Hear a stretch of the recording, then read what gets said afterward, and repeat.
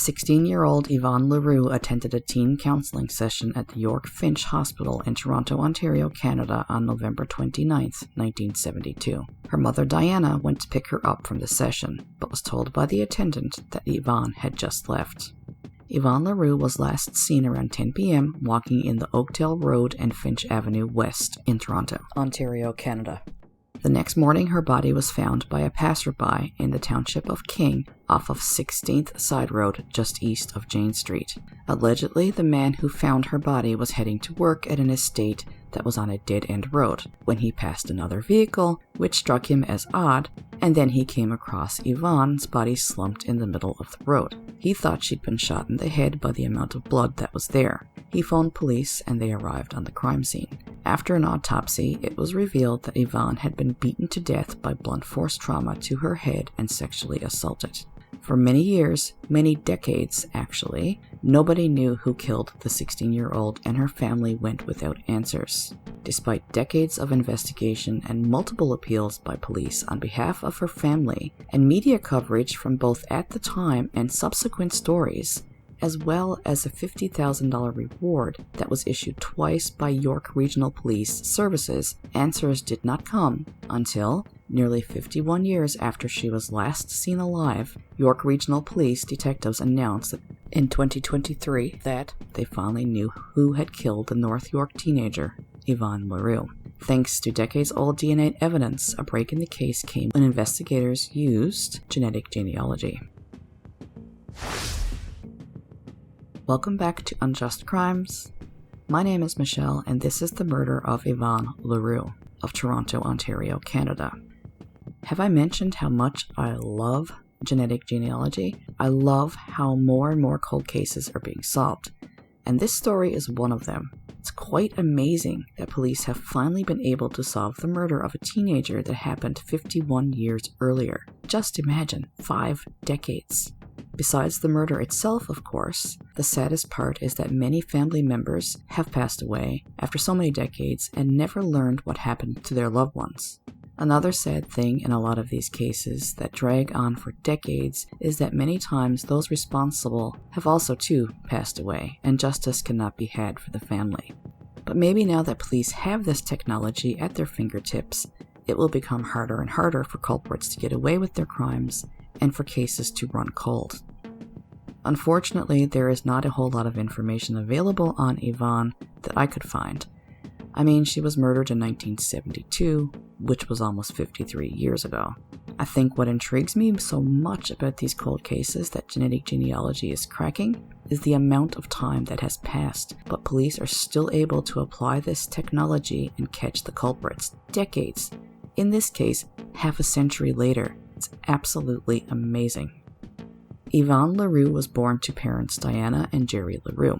The Leroux had moved to Toronto from Windsor, Ontario, Canada when Yvonne was just 3. According to her mother Diana, quote, Yvonne was industrious, smart, and a little too independent. Her father Jerry described her as, quote, brave. She would fight for what she believed in. Her mother Diana recounted how as a small child, Yvonne would bring her puzzles that she couldn't solve. Quote, she would always get mad at me because I figured them out. According to Diana, everything changed on July 1st, 1971. So this night, Yvonne took her brother Joey to a nearby fireworks celebration. Once there, she accepted a ride from a male acquaintance who said he was going to pick up 3 friends. Yvonne came home around 11 p.m., which was 2 hours after her younger brother Joey did. She was crying and saying that she had been raped by 4 boys.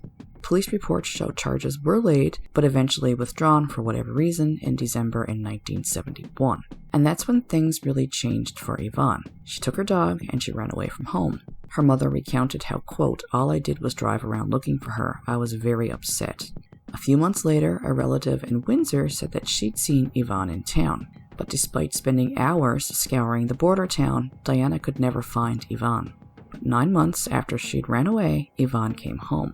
And apparently when she came home, she had these 3 tattooed dots in the shape of a triangle between her thumb and index finger on both hands. Now, apparently these tattoos are often associated with gangs, and Diana believed that it signified that Yvonne was now, quote, property of the gang, and indeed Yvonne had told her mother that she got mixed up with a gang. Although Yvonne never said which gang, she did say that she told them no and left after they wanted her to become a drug runner. Diana said, quote, "She wouldn't tell me the name of the gang. She said, I am putting you in danger if I tell you too much." And Yvonne also told her mother that the gang and the police were very tight.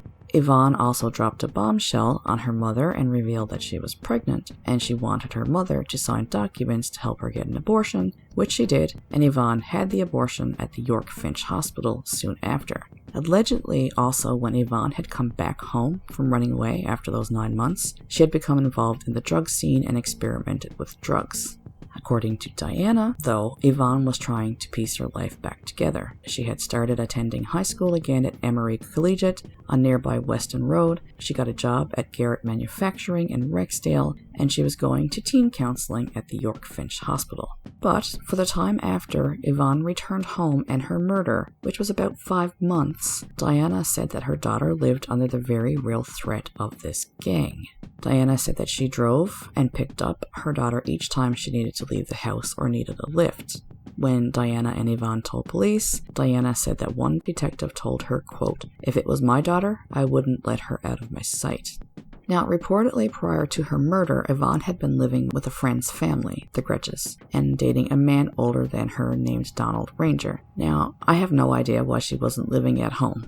About 1 month before she went missing, Diana reported that Yvonne was at a local venue decorating for an event with her father, Jerry, and came running inside, frightened for her life, saying, quote, "Oh my God, they are out there. They want to kill me." And sometimes Diana said that she felt as though someone was following her, and noted how one particular neighbor told her all those years ago that he'd witnessed a car parked outside her home repeatedly. And reportedly, the night that Yvonne disappeared was the first time that she had been alone in 5 months, and she wasn't alone for like more than 30 seconds. Detectives working this case say that their files show that Yvonne was to get a ride with a young male friend from the counseling session, but decided at the last minute not to do so. Though according to Diana, she doesn't remember this and insists that Yvonne was waiting for her to pick her up. Now, Yvonne's autopsy report, according to Diana, showed that Yvonne had abrasions on the back of both of her hands, something she associates with the gang trying to destroy the tattoos on Yvonne's hands. She also said that police told her that Yvonne was living under an assumed name and sometimes called herself Linda Jessup and JJ. Reportedly, it was determined that Yvonne had only been killed a few minutes before the passerby had found her body, and her autopsy revealed that she had been beaten to death with a blunt object that was never found and that she had also been sexually assaulted. Allegedly, police said it did not appear that robbery was the motive because supposedly her purse was found with her body. There were no drugs in her system when she was killed, but reportedly police did believe that her murder was connected to drugs at the time. And that is pretty much where the case stood for many, many years. And Yvonne's case obviously went very cold, like stone cold. And despite 5 decades, half a century of investigation and multiple appeals by police for information, and media coverage of her murder both at the time and subsequent stories throughout the decades, as well as a $50,000 reward offered by police twice throughout the years, no answers ever came as to what had happened to Yvonne Leroux. Now, police in 1972 had collected DNA from the crime scene, but I mean, what could they really do with it in the 70s, even the 80s, and still even into the 90s for that matter? I really don't know what, if anything, was done with this DNA over the years, but thank God those original investigators way back in 1972 had the forethought to collect and preserve this DNA for 50 years before, quote, having exhausted all traditional investigative means in this case in 2022, investigators turned to investigative genetic genealogy to assist with the investigation into Yvonne's murder. Using suspect DNA found at the crime scene, a DNA profile was generated and then uploaded to public genealogy databases. Investigators narrowed their search down to the suspect's relatives and then finally to the man responsible for taking Yvonne's life, Bruce Charles Cantillon, who was 26 years old at the time of Yvonne's murder. Investigators say they don't know of any connection between Yvonne and Cantillon, nor are they able to speculate on a motive for her death. No murder weapon was ever found in this case. Now, remember how her mother had talked about how she thought the gang was involved? I don't think that's the case. At least I didn't find anything to suggest that Cantillon was involved in this supposed gang. But to be honest, I really didn't find much about him at all. But since police have said they don't know of any connection between Yvonne and Cantillon, I don't think he was involved in this supposed gang that was supposedly out to get her. But, I mean, who knows? And we will never know how she ended up with him that night, because he is no longer alive. He had committed suicide in Toronto 19 months after Yvonne's murder in 1974. So yet another case with now some closure, but no justice for the family. So like I said, I could not find very much information on him other than he was living in Toronto at the time that Yvonne was murdered. He was 26 years old, and that he had died by suicide in 1974, just 19 months after Yvonne's death. Police say that he was known to police at the time because he had committed several violent offenses against women and had been incarcerated at various points in his life due to mental health issues. Diana, Yvonne's mother, told YorkRegion.com in 2017 that she was still haunted by her daughter's memory. Quote, "I've spent half my life missing my daughter. It bugs me when people talk about closure. There's no closure. Nothing brings someone back, but that's just the way life is sometimes." She had told Global News in 2016, quote, "She never grew up. She never got married. She never had a chance in life. It's just something you cannot describe. You think about it over the years, she was only 16. I have grandchildren from my oldest daughter, from my son, and my youngest daughter. I have none from her."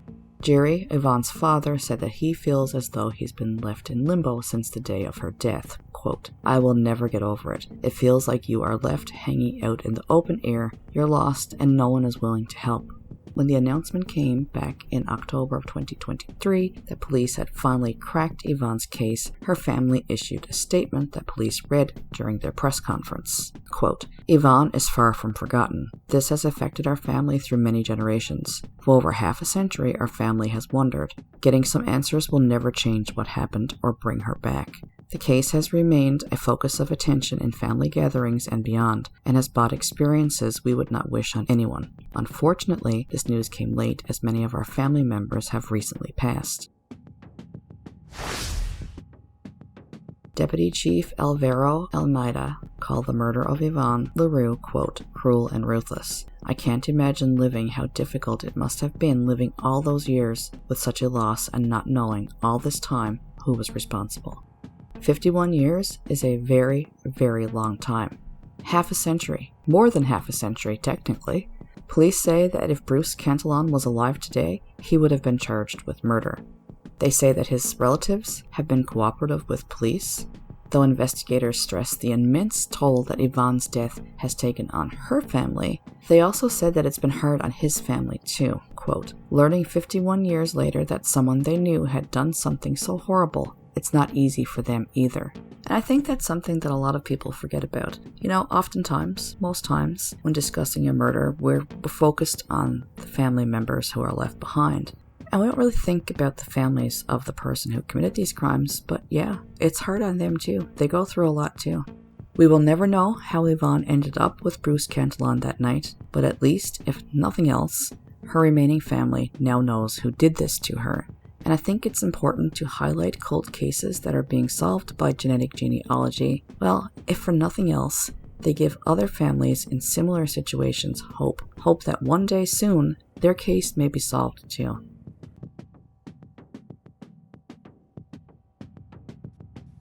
Thank you for all the support. It truly is appreciated. It still surprises me that anybody would want to support Unjust Crimes. But for anybody that would like to do that and help support the podcast, I have added a PayPal link to my YouTube page. And again, it is truly appreciated. These stories do take a lot of time to put together. You can follow Unjust Crimes on Facebook and Instagram, and I will put those links in the description to this video. Please do give this video a thumbs up and subscribe to my channel. And until next time, thank you for your time and stay safe out there.